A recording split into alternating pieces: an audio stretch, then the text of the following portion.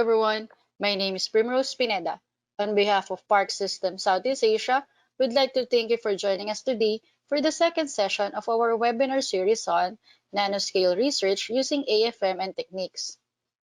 Before we begin, let me give you a quick overview of today's session. The presentation will take approximately 30 minutes, which will allow us some time for a few questions at the end. Your mics have been disabled by default to give our speaker an uninterrupted speaking experience. If you click the raise your hand button at the end of the talk, I can unmute your line so you could ask the question. Or, if you would prefer, you may type in any questions that you have in mind using the question module on the GoToWebinar dashboard at any time during the webinar. At this point, I would like to give a short introduction on our speaker. Dr. Rocky Nguyen received her PhD degree in Mechanical and Automotive Engineering from the University of Ulsan in South Korea, and his bachelor's degree in Materials Engineering from Bac Qua University in Vietnam. He is currently focused on the development and performance optimization of atomic force microscopy and related techniques at Park Systems Korea. Without further ado, it is now my pleasure to introduce our speaker for this webinar, Dr. Rocky Nguyen of Park Systems. Hello everyone, this is Rocky from Park Systems. Welcome you to the webinar series on the nanoscale research using AFM and techniques. So in the last sessions, we have introduced you about the basic principles of contact, tapping, and non-contact modes. So today I will be talking about the applications of those amazing modes from the practical point of view. And also, to help you gain a better understanding on how does the AFM works, I will be presented a live session about the AFM experiment. So firstly, I will introduce you the main components of the AFM, and then I will move on to the applications of the amazing modes such as contact, tapping, and non-contact modes. And the final part will be the experimental session on the AFM amazing modes. So let me introduce you the overview of the AFM hardware. You are looking at a full setup of the Park and SThM system. So we have the AFM main body sitting on the active vibration isolation table, and the purpose of this isolation table is to isolate the system from the environment vibration. And also the main body and the isolation table is put into the acoustic enclosures. This is to make sure that there is no noise or disturbance which can affect your measurement result. And the main body is connected to the FM controller for the data acquisition and the control of the entire system. And of course, we need a PC to communicate with the controller. And to make the FM using experience more easy and convenient, we have developed our own FM operating software called SmartScan. So I will be talking in more details on this software in the experimental session. There are three main components that form the heart of an FM. The first one is the scanner. So in Park System, we use the XY scanner to move the samples in the X and Y directions. And the FM tip is attached to the Z scanner, which can control the distance between the tip and the sample surface during scanning.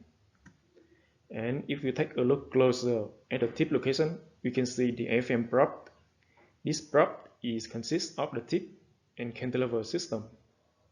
During the scanning, the tip will sense the sample surface, and the cantilever will measure the interaction force between the tip and the sample. And to collect the data, we use the optical level system, which consists of the XLD laser and the position sensitive photodetector PSPD. So the laser from the XLD will go from the back of the cantilever to the PSPD, and the signal from the PSPD will go to the controller for the data acquisition and the control. I'm going to explain a little bit more about the photodetector. FM uses the quadrant photodetector, which has 4 cells, numbered from 1 to 4, and the summation of the signal from the on cell is the laser intensity. And the interaction between the tip and the sample during the measurement will cause the displacement of the laser spot on the detector.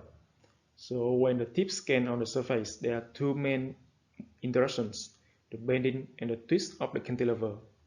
So the difference in the summation of the signal from the upper cells compared to the lower cells represent the interaction force in the normal direction, which can cause the cantilever bending.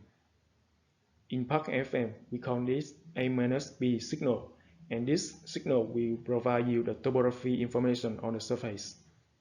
And the difference in the signals from the left cells compared to the right cells will give you the information on the lateral forces that twist the cantilever. And this is the C-D signal, and is often used in the lateral force microscopy technique. I would like to move on to the applications of the FM. So this slide presents the major application of the contact-based measurement. In addition to the surface topography, you can use FM to study mechanical properties of the sample, such as the adhesion, stiffness, modulus, or the hardness, based on the for distance spectroscopy, PinPoint, or the nanoindentation modes. And the mechanical modes of the FM can measure various types of sample mechanical property, from the very hard material like metal to the soft materials like polymer or the biological materials and living cells. And also, as I mentioned above, if we measure the C-D signal during the contact scanning, we can get the information on the surface frictional force. And this is the principle of the lateral force microscopy technique of the FM. And besides, we have a variety of modes to study the electrical properties of the sample. We have the conductive FM to measure the conductivity and the leakage current of the sample surface. The photocurrent mapping to study the photovoltaic materials. The scanning spread and resistance microscopy to measure the resistance and the conductance distribution of the sample. And if you want to study the semiconductor materials, we have the scanning capacitance microscopy to measure the capacitance, carrier density, or the doping time of the semiconductor devices. And besides, the piezoelectric force microscopy can study the piezoelectric domain distribution of the sample. And also, we have the scanning thermal microscopy technique to study the thermal conductivity and the temperature distribution. For the EC, we have electrochemical AFM to study the electrochemical reactions. So let me introduce you some practical examples of the contact-based measurement. For the case of the composite or the blended polymer, the topography along with the adhesion and the mechanical properties can be collected all together at one single pass using the PinPoint mode. Or when you apply a sample bias during the contact imaging, you can get the current distribution on the sample surface along with the topography. And this is the principles of the conductive AFM. And this conductive AFM mode is very useful for the failure analysis of the electrical devices. And for the semiconductor samples, the scanning capacitance microscopy can identify the doping time, such as the N-type or the P-type, along with the carrier density of the semiconductor devices. And based on this information, you can evaluate and optimize the performance of your devices. And if you are working in the field of the energy harvesting, you can utilize the photocurrent mapping technique to study the efficiency of your perovskite solar cell sample. And this PCM mode is an upgraded version of the conductive AFM, which allows you to control the external light sources such as the LED or the laser source, and record the current generated as a function of the light intensity. Also, you can use the scanning spread and resistance microscopy to study the electrical properties such as the resistance and the conductance distribution on the sample surface. So in this example, the electrode of the lithium-ion batteries were measured, and you can see the difference in the resistance or the conductance of the active materials, conductive additive, and the polymer binder components of the electrode. And based on this information, we can evaluate and optimize the performance. of the batteries based on adjusting the component material ratio. And we can also combine different techniques to see a bigger picture on the sample properties. In this case, the hafnium oxide thin film, which is typically used in the gate oxide of the MOSFET devices, we study, and the threshold current will apply on the sample surface by the tip, and the current distribution along with the ferroelectric domain reorientation can be measured when we combine the conductive FM and the PFM modes. This slide presents the example of the scanning thermal microscopy. So when a current is applied to the metal circuit, the metal heater electrode will be heated, and we can measure the exact temperature generated from the electrode easily.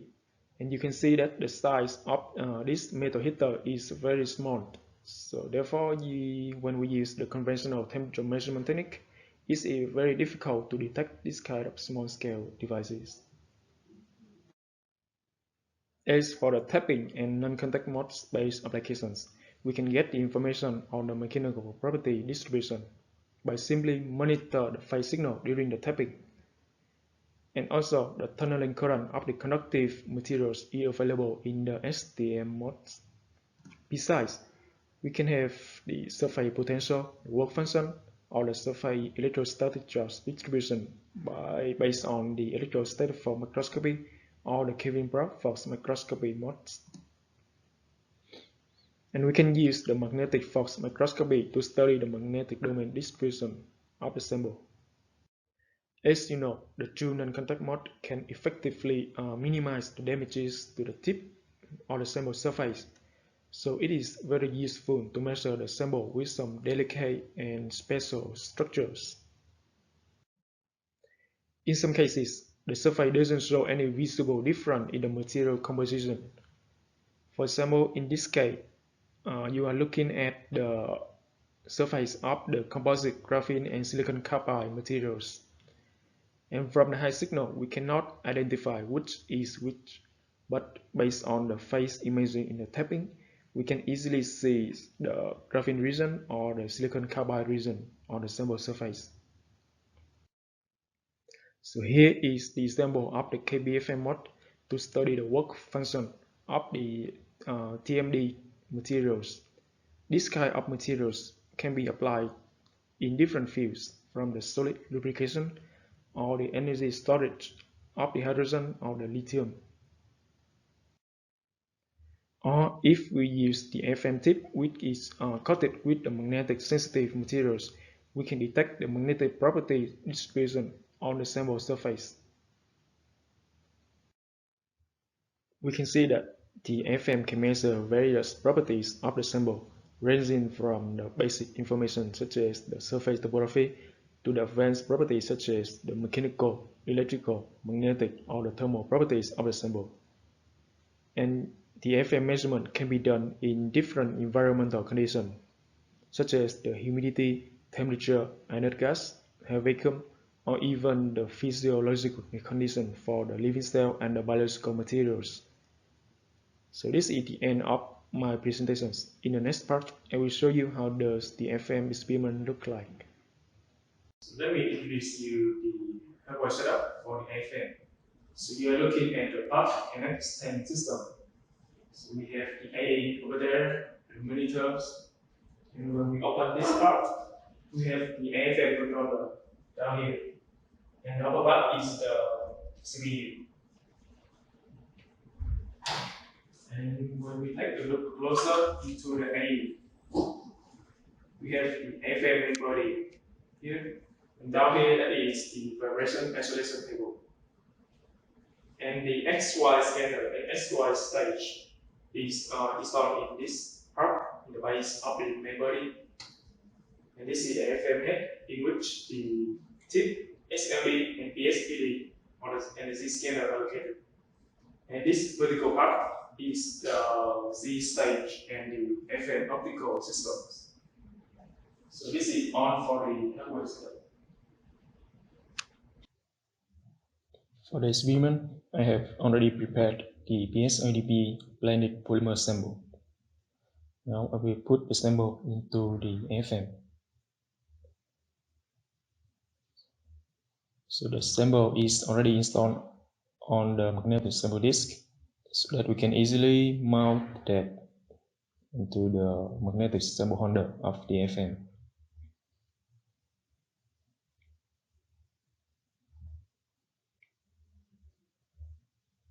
And in the next step, we will mount the tip into the AFM head.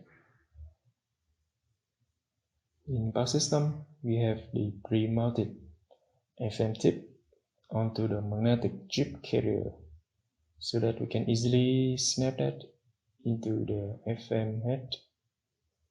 This is very simple and effective.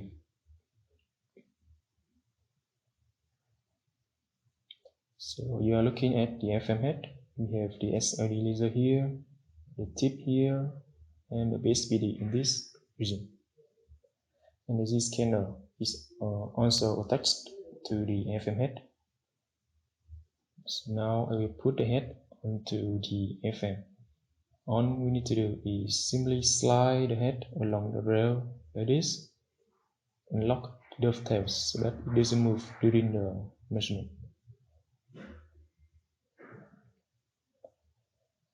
And you can monitor the tip and the sample location from the vision windows of the software. In the next step, I will align the laser to the end of the cantilever.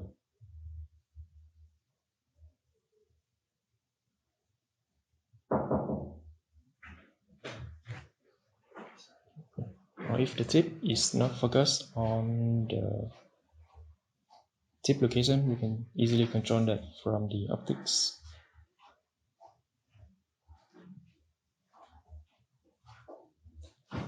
So the laser alignment on the cantilever is done. Next, I will center the laser spot on the PSPD.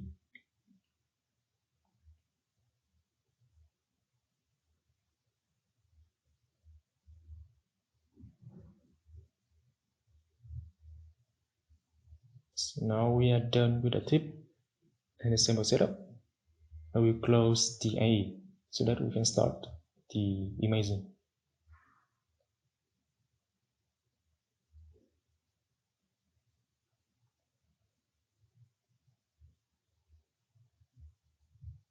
So you are looking at the smart scan control for the PARC AFM systems.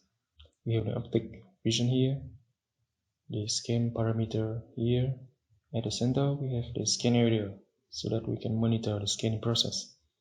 And on the right hand side, we have the scan tracing. So at first, I will set up the cantilever. So in PARC FM, we have the database for almost all the cantilever frequently used in the FM. So I'm using the NCHR cantilever. I just simply select it on the software. And then we'll select the head mode to SThM, which stands for the non-contact mode. So the frequency sweep window will appear when we select the SThM head mode, and the software will automatically find the resonant frequency of the cantilever.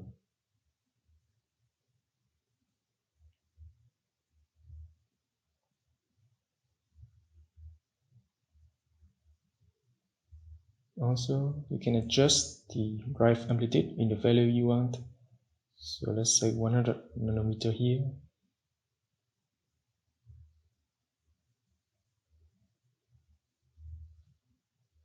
And the software will return the cantilever with the value of the amplitude you input.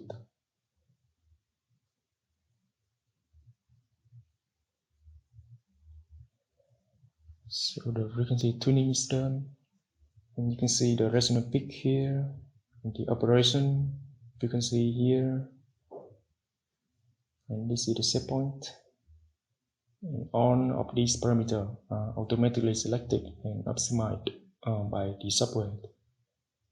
So I will close this window. So now we need to adjust the scan parameter. So I will select 0.8 to 56 by 256 pixels. And for the scan size, let's say 10 micrometer.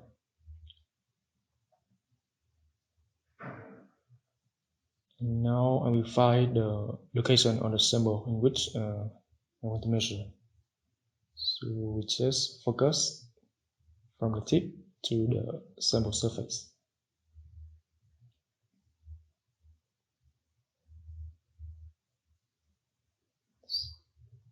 So I will turn up the laser beam so that we can easily see the surface. So we can just simply double click on the vision window like this. Okay, let's go here.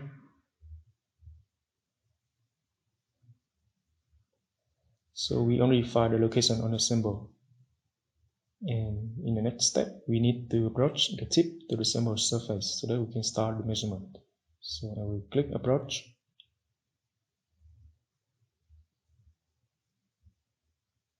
And the system will automatically bring the tip onto the sample surface. And you can also monitor the approaching process from the vision windows.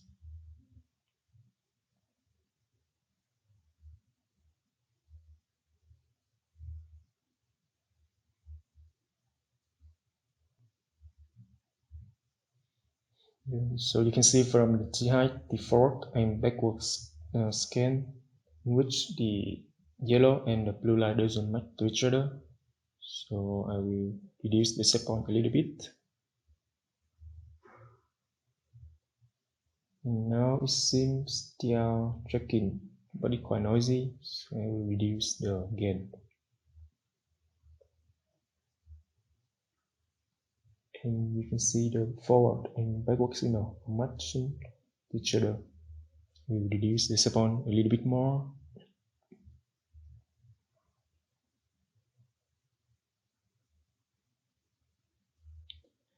And now I will check the scan parameter one more time.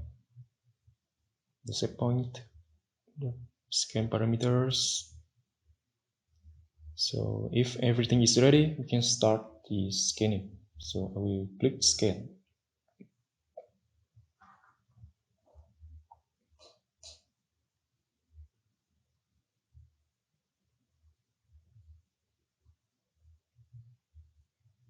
And you can monitor the scanning process from the scan area at the center.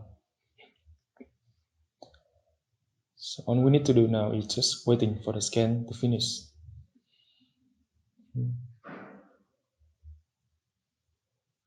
And you can also monitor different channels like the phase,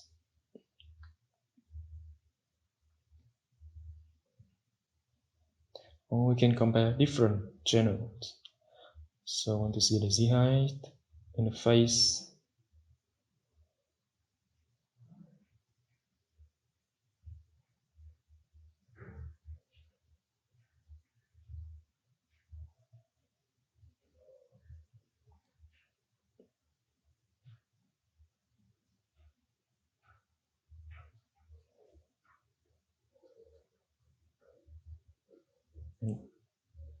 So this sample is the ES LDP blended polymer. So you're looking at the LDP region, and this is the PS polymer region.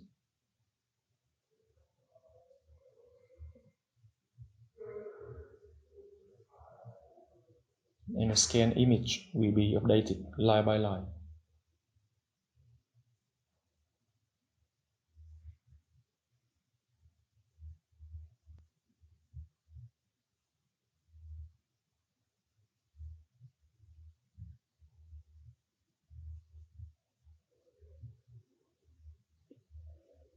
So this is all we need to do for the non-contact imaging.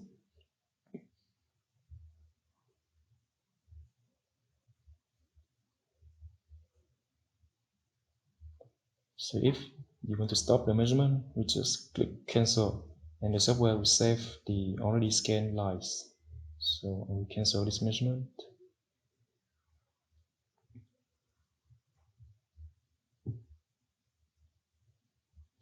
So now I will show you about the tapping mode imaging. I need to lift the tip a little bit from the surface, so I will lift 10 micro, and we can select the head mode to the tapping mode.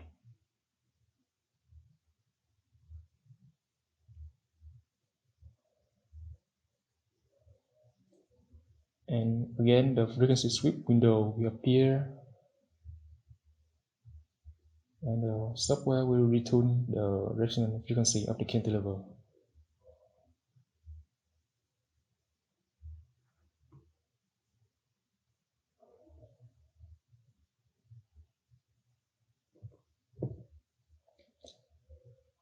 So the software already automatically select the set point. So I will close this window and approach again on the surface.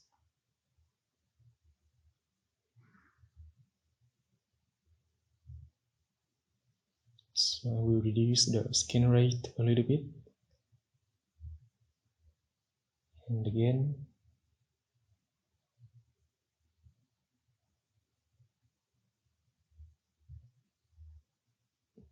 And so we start scanning now.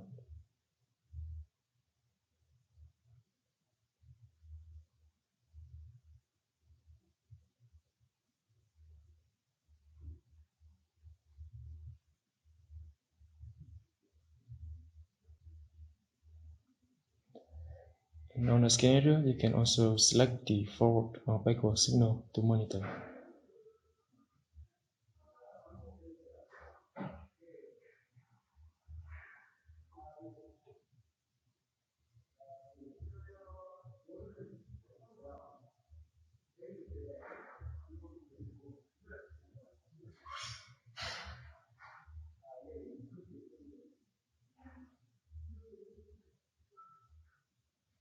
And from the blue cursor, you can see how the tip is scanned on the sample surface.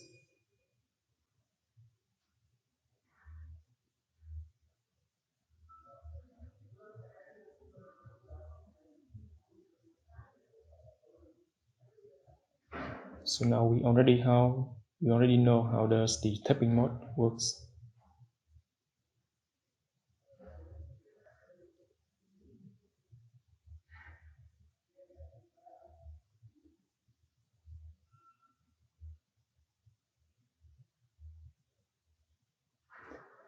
So you are looking at the tapping phase.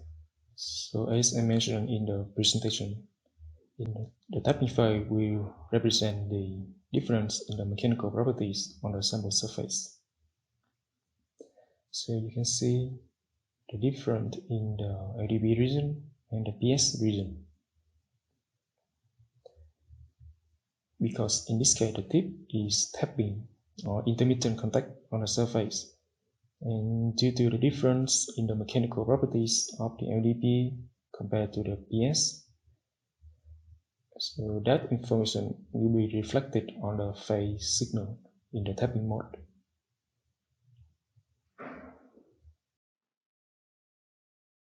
So as the final part of today's webinar, I will show you about the contact imaging.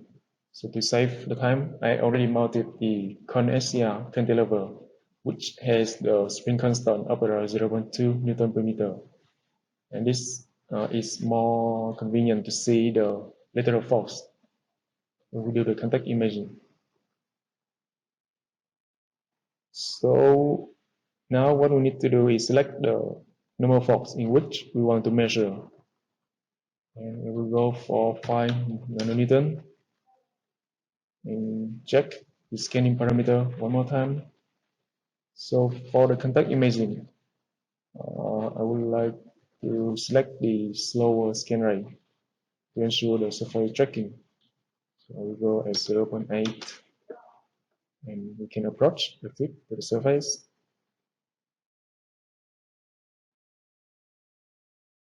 And we can go for 10 micrometer scan size. Checking the signal one more time. And we are ready for the measurement. So we'll start the scanning.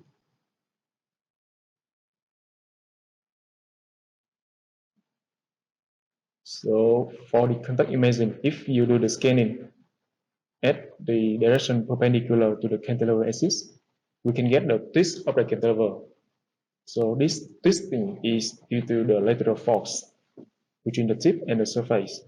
So this is the information on the personal properties distribution on the sample surface.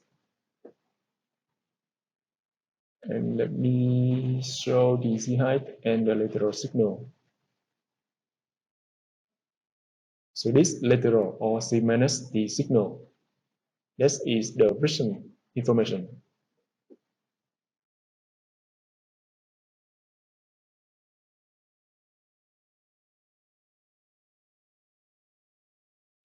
You can see the clear difference between the vision force on the LDP region and the PS region here.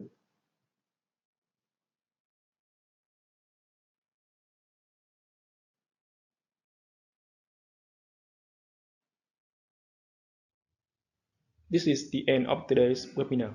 Thank you very much for your attention, and please feel free to ask me if you have any questions or comments.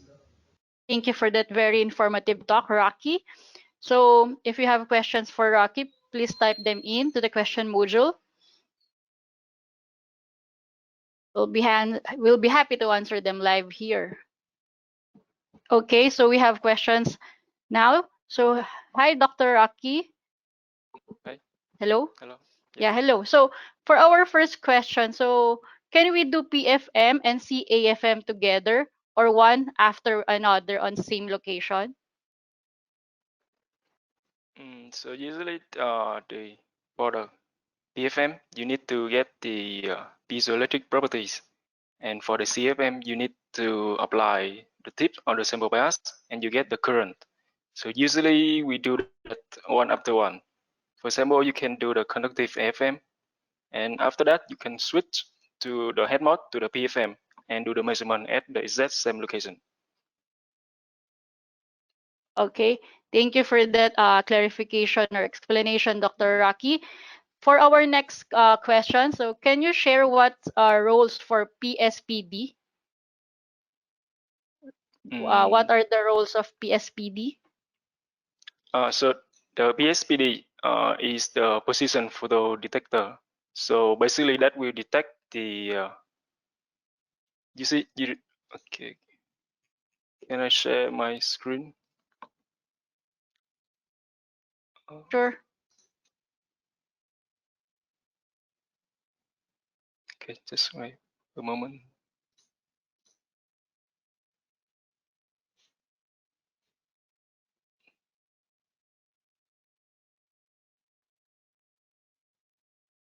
Hmm.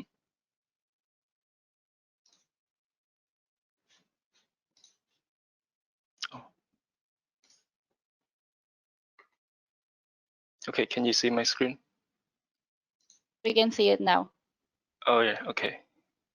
So this PSPD, that's the position sensitive photo detector. So in AFM, we use this kind of system, the SLD and the PSPD to collect the data. So the laser beam from the SLD will go to the back of the cantilever, and after that, it will be reflected to the PSPD. And because during we do the scanning, so the interaction between the tip and the sample will cause the deflection, the bending or the twist of the cantilever. And because of that, the signal from the PSPD will be moved. For example, the bending will cause the vertical movement of the laser spot, and the twist will cause the lateral movement of the laser spot.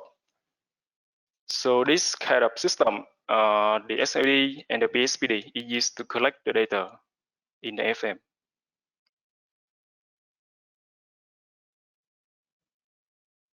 Okay. Yeah. Yes. Thank you, Rocky. So for another question is, can you explain about the sample preparation techniques for iron nano particles? I'm sorry, could you say it again? Yeah, the signal Okay. is not quite clear. Yeah. Can you explain about sample preparation techniques for iron nanoparticles? for the iron particle. Yes, for iron nanoparticles, sample preparation techniques. Yeah. So if you already have the nanoparticle, so you can just simply deposit that to a flat surface. So let's say the microscope slide or the mica surface, and we can do the measurement directly. Because in our non-contact mode, there's no tip ensemble contact. There's no real contact, so that you can preserve the surface. And just simply deposit that to the surface and using the van der Waals region between the your nanoparticle and the surface, and just the particle will be fixed on the surface so that you can do the non-contact imaging.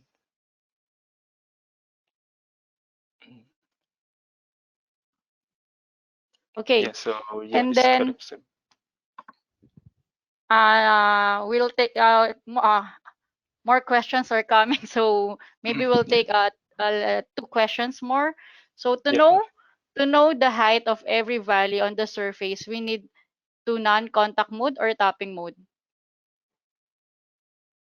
So I you will can do repeat. both. Okay. Yeah, so you can do both non-contact or tapping.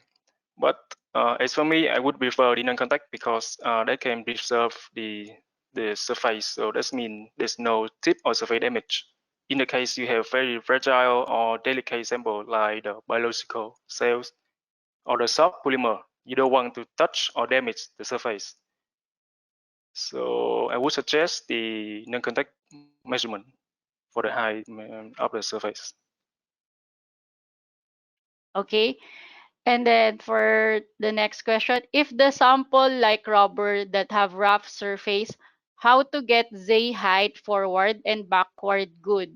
What is the suitable amplitude for rough sample? I will repeat. So If yep. If the sample like rubber that have rough surface, how to get Z height forward and backward good? What is the suitable amplitude for rough sample? So it depends on how rough your sample are. So usually this is the nanoscale measurement, so the sample should be as flat as possible. But in the case you have the rough surface, so I would suggest scan at the lower right and at the high amplitude so that your tip can track the surface well.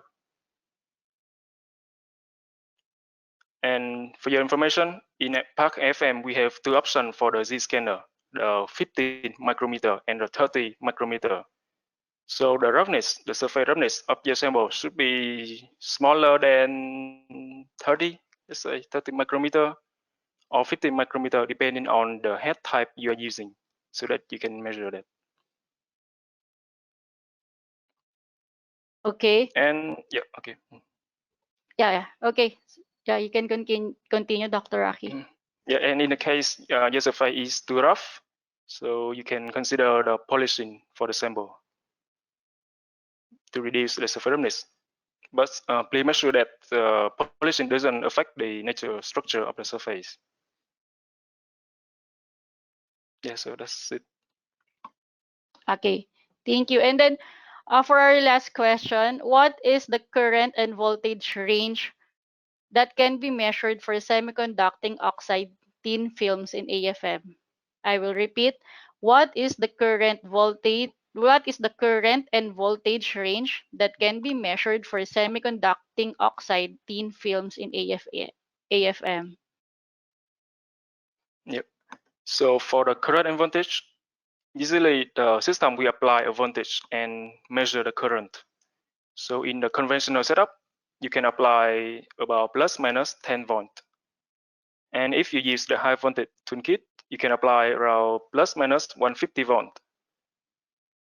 Yeah, but for the thin film, so you should make sure that the existing current or the existing voltage that doesn't damage the surface. So basically you need to check the spec or the characteristic of your sample before the measurement.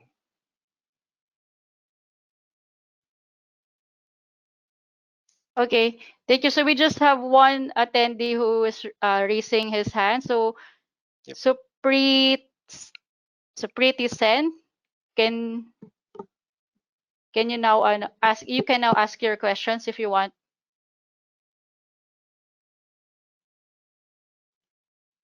Hello. Hmm? Okay, so maybe he's still figuring out the mute feature of this one. But anyway, thank you for your questions. You can continue to type in questions as we wrap up. And if anything comes in, we will reach out to the attendees via email afterwards and answer all those questions. If you want to know more information about Park Systems AFM and an upcoming Park Systems webinar, please click the events menu at parksystems.com or follow Park Systems on Facebook. If you have any interest about what other video materials we have or any other webinar sessions that we have done, please visit Spark Systems YouTube channel. And for any AFM related questions you have, please direct it to inquiry at parksystems.com. So with that, on behalf of Dr. Raki and the rest of the staff here at the technical marketing team for Park Systems, thank you all for making time amid your busy schedule to join us here today. It's been our pleasure to host this webinar, and we hope to see you again at our future webinars from Park Systems soon. Have a good day, everyone.